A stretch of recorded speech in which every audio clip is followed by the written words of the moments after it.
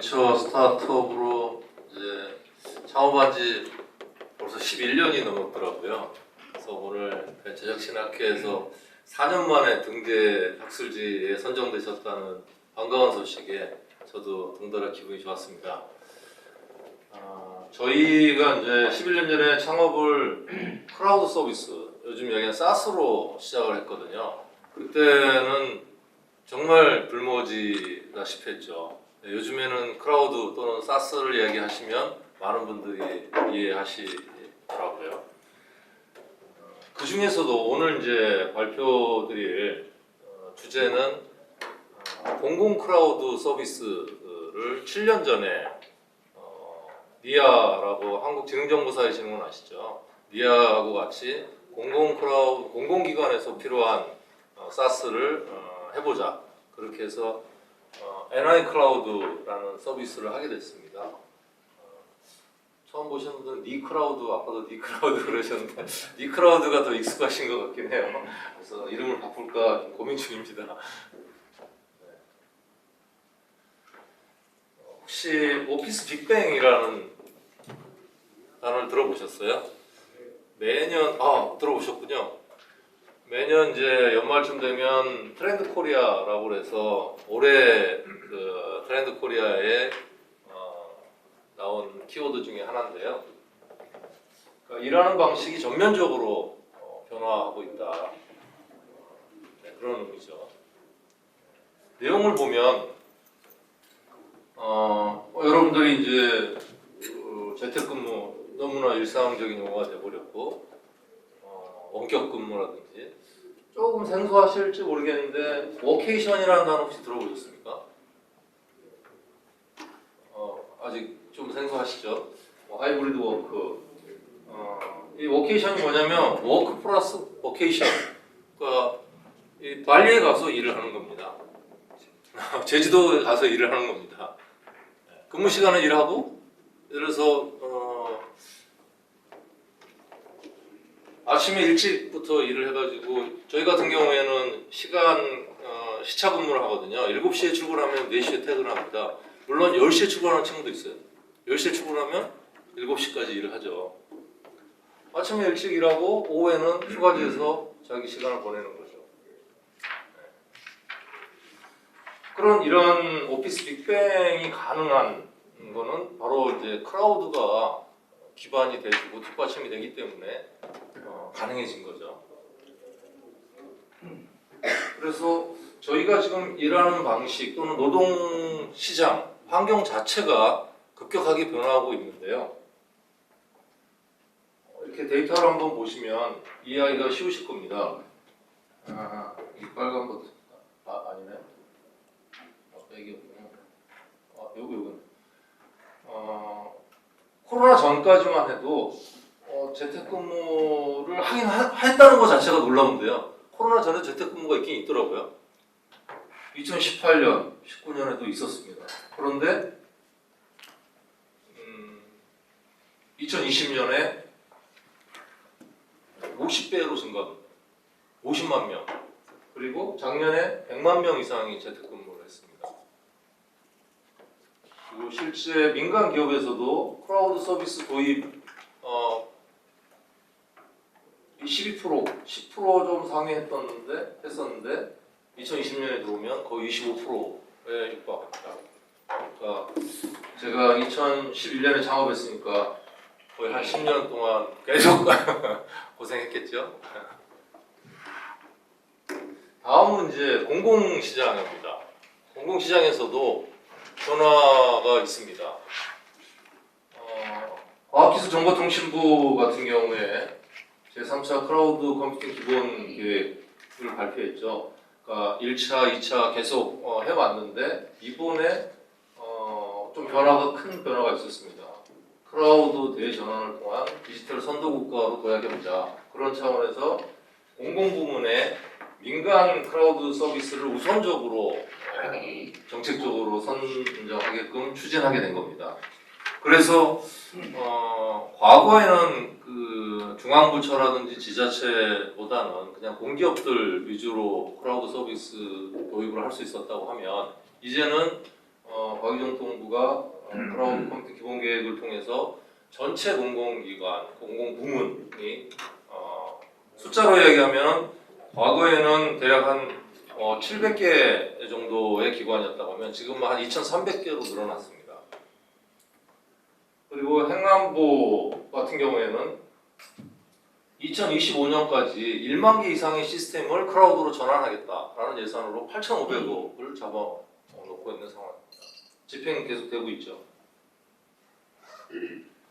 자, 그런데 아까 서두에 말씀드렸듯이 공공기관은 이미 7년 전부터 NI 클라우드라는 거를 통해서 계속 변화에 동참하고 있었고 준비를 하고 있었던 상황입니다.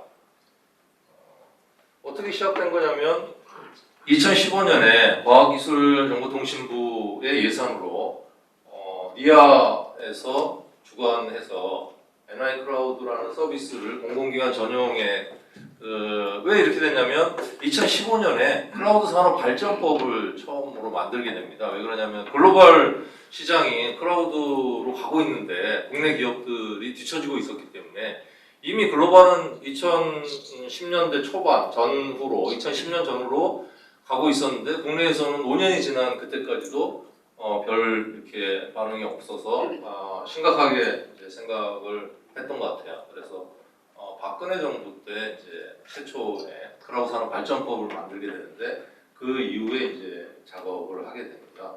그래서 4개의 서비스를 준비가 돼서 시작을 하게 됐습니다. 협업 공간, 저희가 제공한 티그리스라는 걸 통한 협업 공간이고요. 그 다음에 공공기관에서는 아래 한글을 많이 쓰지 않습니까? 그래서 한컴이 구글 닥스처럼 동시 편집할 수 있는 기능으로 업그레이드를 하게 됩니다. 저희랑 같이. 그래서 웹 오피스, 그러니까 설치할 필요 없이 과거에는 오피스, MS 오피스도 그렇고 파워포인트, 워드도 그렇고 엑셀 다 설치해서 노트북에 썼지요, PC에서. 근데 지금은 오피스 365, 5365 해서 그냥 로그인해서 쓰지 않습니까? 그런 것처럼 한글과 컴퓨터에서 아래 한글을 웹 오피스, 그러니까 브라우저만 있으면 쓸 수 있는 환경으로 제공을 했고요. 그 다음에 이제 클라우드 저장소, 데이터가 굉장히 많잖아요, 디지털 데이터가. 그래서 클라우드 저장소 서비스가 반드시 필요했었고요. 그리고 이제 코로나 이전에도 공공기업들이 이제 지방으로 많이 이전이 돼 있었기 때문에 서울로 출장 올 일이 너무 많잖아요. 지금도 그렇지만. 그런데 코로나 때 화상회의를 쓰면서 이렇게 출장 안 가고도 일을 할 수 있네? 또는 재택근무하면서 일을 할 수 있네? 이렇게 된 거예요. 사실은 어느 누구도 줌이 그렇게 클 줄 몰랐죠. 그런 것처럼 막상 저희가 어떤 상황에 부딪히고 그 상황에서 적응하고 대응하다 보니까 실제 별 문제가 없었던 거죠. 재택근무도 사실 그렇죠. 많은 회사에서 재택근무를 하면은 일이 안 돌아갈 줄 알았는데 업무가 중단 없이 잘 진행이 됐었죠. 그런 경험들을 저희는 이미 한 시대에 살고 있는 거죠. 좀 더 자세히 설명을 드리면 이런 이제 그 협업 공간 하나의 공간 내에서 커뮤니티라든지 메신저 또는 일정 관리, 전자결제 이런 등의 업무 회복 공간을 제공합니다. 이런 타임라인 형태의 뉴스피드를 제공하고 그 안에서 특정 피드에서 파일이 첨부되어 있으면 파일을 열어서 편집하는 거죠. 그런데 아까 말씀드렸다시피 그냥 웹 브라우저만 있으면 문서 작성과 동시 공동 편집을 할 수 있는 서비스가 되는 거죠. 그리고 이런 서비스들이 다 조직도 기반에서 돌아갑니다. 그러니까 특히 이제 조직 공기업에서는 조직에 의해서 권한을 제한한다든지 또는 이동 발령들 수수히 일어날 수 있지 않습니까? 입퇴사뿐만 아니고 조직의 변화가 생기는데 그런 변화들의 조직 기반으로 하기 때문에 개인 데이터든 부서 데이터들이 관리가 당연히 잘 되겠죠.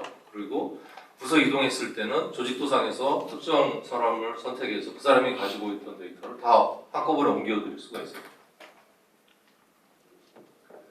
그리고 과거에는 화상회의 하려면 어떻게 했죠?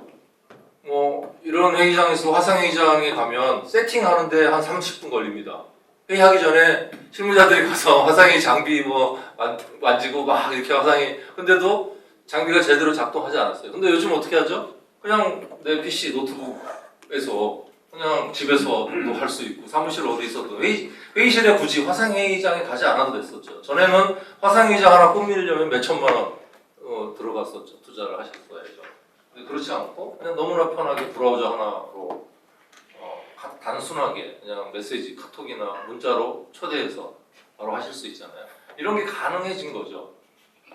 클라우드로. 그래서 올해 8월 기준으로 7년간 누적 사용 기관이 44개 그리고 12,000명 이상이 지금 사용하고 계십니다. 자, 그런데 이런 NI 클라우드를 도입한 공공기관은 과연 업무 혁신이 일어났을까요?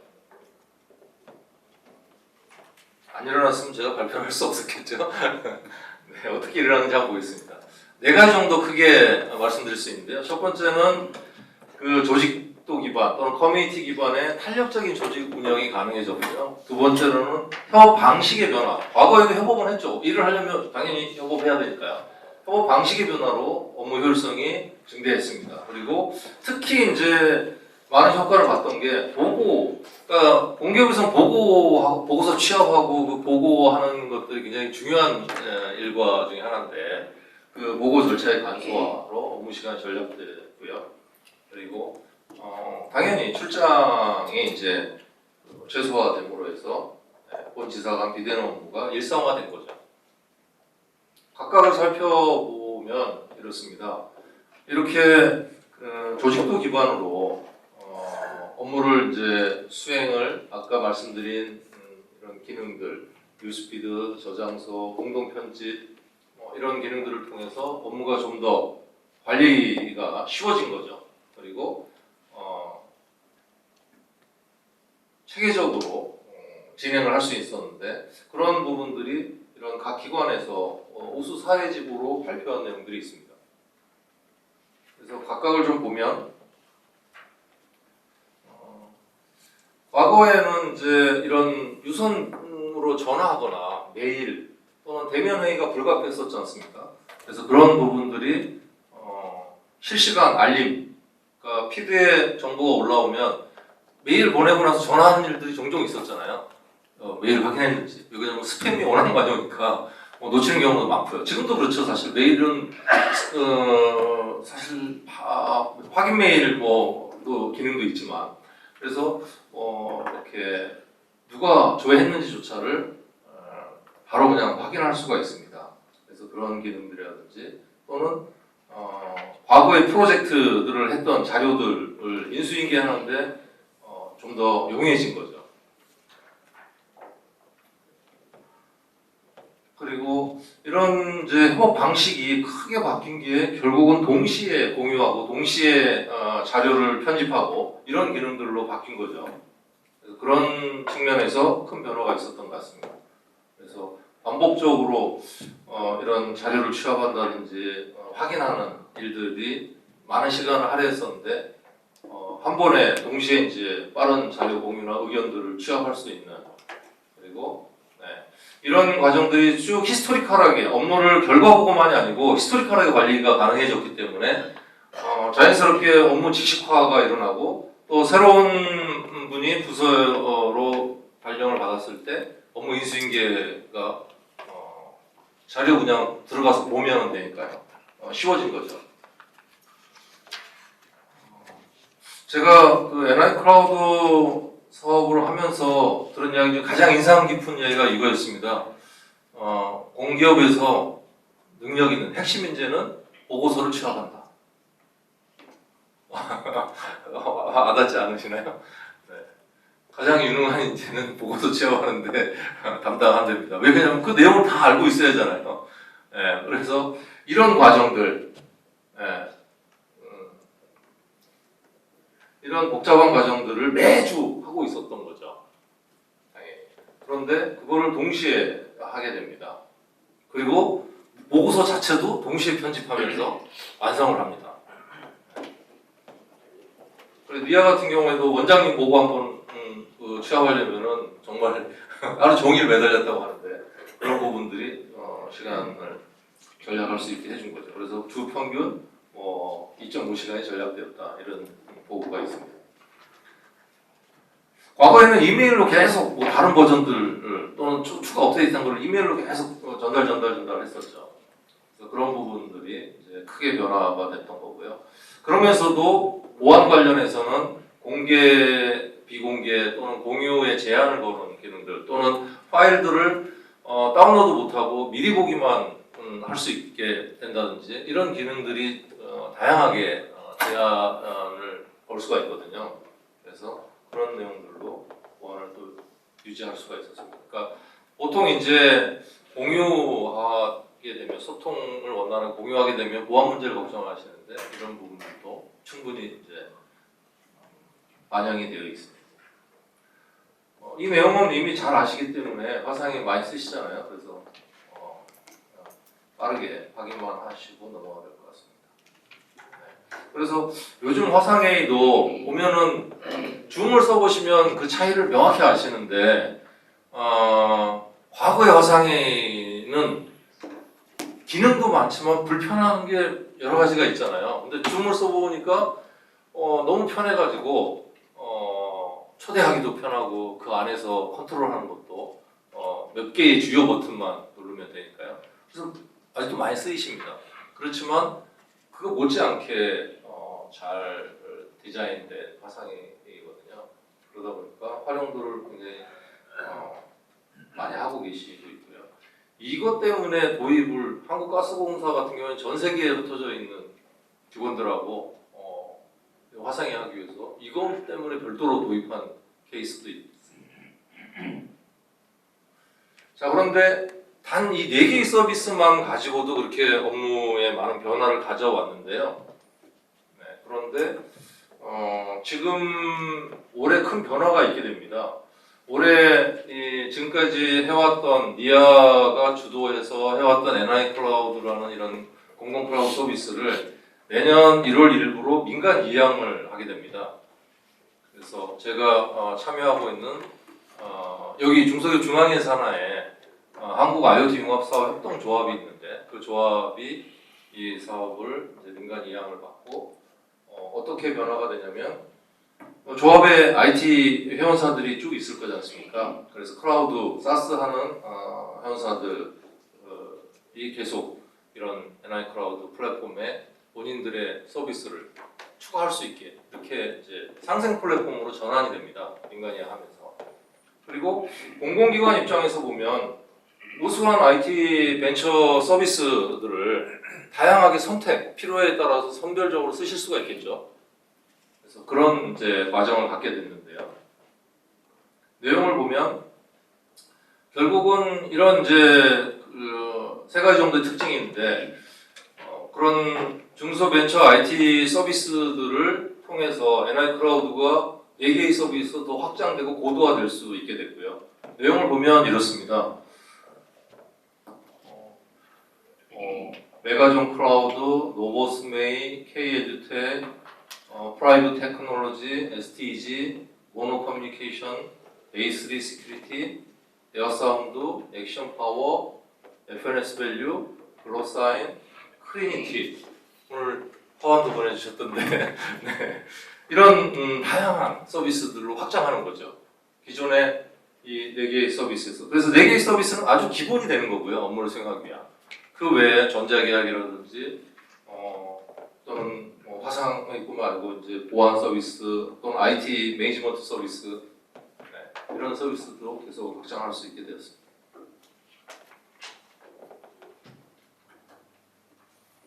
두 번째는 중소기업의 고민은 항상 그거지 않습니까? 글로벌 기업이 국내 시장에 와서 이제 무료 또는 저가로 이미 글로벌 기업들은 자국에서 충분히 고객을 확보했기 때문에 해외로 진출해서 그렇게 할 수 있잖아요. 근데 중소기업, 우리 국내 중소기업들은 안에서의 기반이 다지기 전에 글로벌 기업이 와서 해집고 다니잖아요. 또는 국내 대기업이 조금 시장이 있다고 하면 지금도 저희 클라우드 사스 시장도 국내 대기업들이 상당히 많이 들어와 있죠. 네. 그런데 그런 경쟁이 불가피한 중소기업한테는 중요한 돌파구가 될 수 있지 않을까 싶습니다. 왜 그러냐면 중소기업 입장에서는 첫 번째로 가장 어려움이 뭐냐면 판로 개척이잖아요. 그리고 비용을 어떻게 감당하기가 어려운데, 그런 측면에서 보면 공동 영업 마케팅과 인프라를 공동으로 운영함으로써 비용을 절감할 수 있고 고객을 더 많이 만날 수 있게 되겠죠. 그러면 본인들이 집중하고자 하는 특정 서비스에 좀 더 집중할 수가 있겠죠. 그런 측면에서 경쟁력을 중소벤처기업들이 강화하는데 중요한 어떤 역할을 할 수 있지 않을까 싶습니다. 세 번째는 저희가 공공시장에서 이미 7년간 검증을 했고 앞으로도 계속 국내 이제 공공시장이 더 이제 민간이 양돼서 확산되겠죠. 그런 과정에서 이걸 기반으로 글로벌 진출, 그러니까 한국의 소프트웨어 기업, 중소기업이라면 누구나 그런 생각은 있습니다. 욕심이 있죠, 열정이 있죠. 해외에 진출하고 싶고 해외 나가서도 우리 대한민국의 소프트웨어를 인정받고 싶은데 저도 30년 정도 이제 IT에 몸담고 있습니다만 패키지 소프트웨어는 한계가 있습니다. 설치를 해야 되니까요. 근데 클라우드는, 사스는 장소가 어디 있든 상관이 없지 않습니까? 서버가 어디에 있든. 그렇기 때문에 훨씬 용이해졌죠. 아까 말씀드린 저희 13개 정도 참여하고 있는 회사 중에 이미 9개 국가에 진출을 한 기업들이 있습니다. 그러니까 한 기업은 어디는 중국에, 어디는 베트남에, 어디는 미국에 이렇게 진출했는데 그걸 합쳐보니까 9개나 되더라고요. 저희 조합, 클라우드 사업분과에. 그래서 이런 이제 각각이 한 개나 두 개 국가에 진출했는데 서로 소개할 수 있잖아요. 중소기업들끼리. 자기가 진출한 국가에 우리의 다른 서비스를. 그래서 그런 이제 협력 모델을 만들어 가고 있고요. 그거를 토대로 저희도 공공시장뿐만 아니고 글로벌 서비스, 글로벌 시장을 개척하는데 같이 힘을 모으려고 하고 있습니다. 여러분들도 조금만 더 중소벤처 IT 기업들, 특히 이제 사스 기업들한테 어떤 관심과 기대를 함께 모아주시면 감사하겠습니다. 제가 발표 여기서 마치겠습니다. 감사합니다.